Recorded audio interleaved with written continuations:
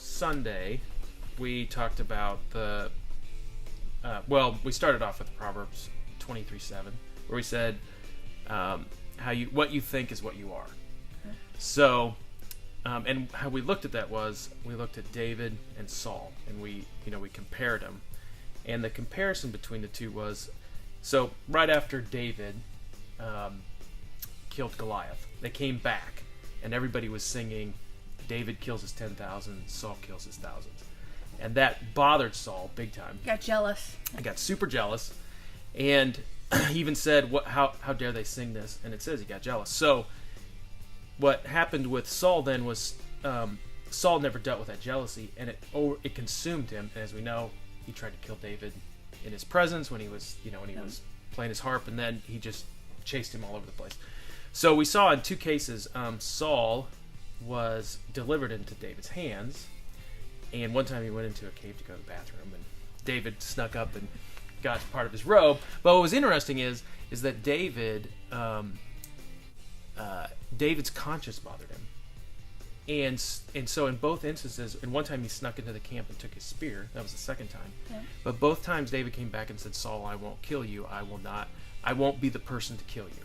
I won't be the person to harm you. I respect you. So what was the difference between Saul, who was consumed with jealousy and wanted to kill David, who at this point was God's appointed king, and David, who, could have killed Saul but didn't? Now the interesting thing about David he's fighting depression.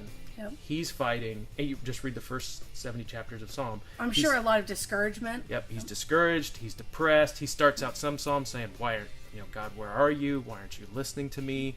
Why aren't you, but he ends every Psalm with, you're the greatest, you're awesome, you're my shield, you're my rock, you're my everything. So what you got between the two is Saul never dealt with his jealousy, but David did. David went to God and said, this is what I'm going through, but I love you and trust you anyway. Application of that. So the practical application is, we need to go to God with the stuff that we don't know how to take care of. And those are legitimate hurts. I mean, they're legitimate. They can be abuse by a parent. It can be a loss of a parent. It can be a loss of family. There's a ton of stuff. Yep. But people, especially Christians, what they do is they say, well, I've prayed about it, and I'm just going to put it back here, and we're done. But that's not taking care of it.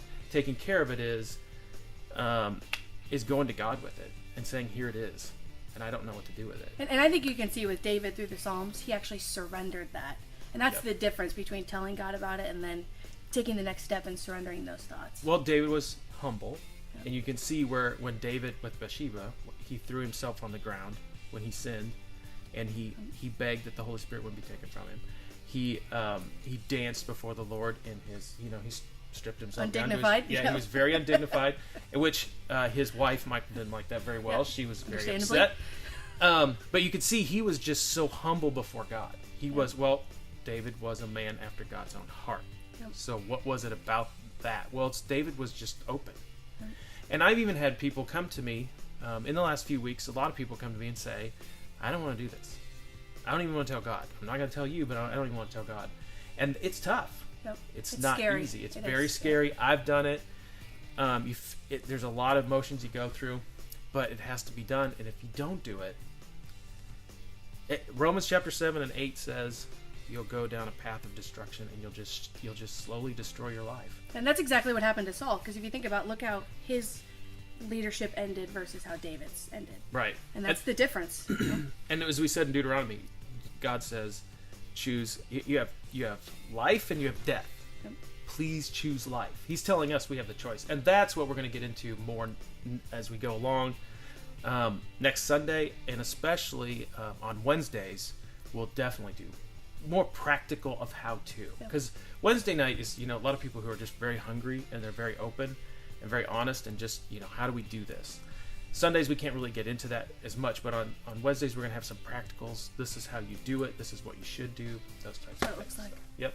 It's good stuff. All right. Really good. Sounds good.